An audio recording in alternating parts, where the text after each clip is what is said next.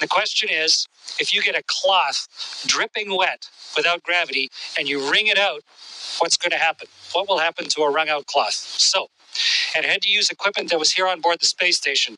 We may have the coolest washcloths ever here on the space station. I'm going to show you. Here's one of our washcloths.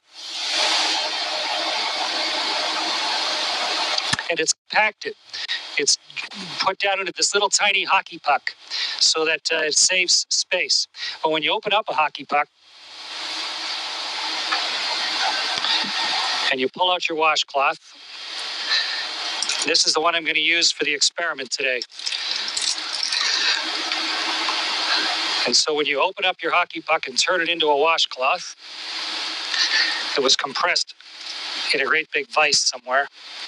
Okay, so here's my washcloth, like a magic trick. And now I'm going to get this soaking wet, and then we're going to see what will happen when we wring it out. Meredith and Kendra suggested that I dip this in a bag, but bags don't hold water in space. So instead, I filled a water bag. This has drinking water in it. And I'm going to squirt a bunch of water into this washcloth.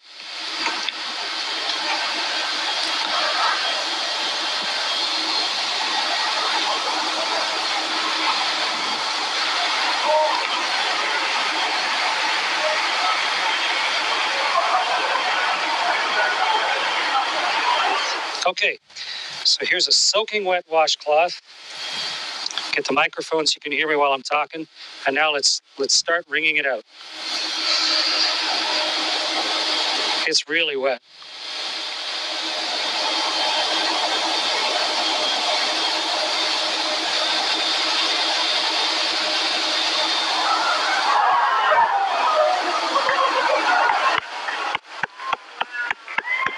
It's becoming a tube of water.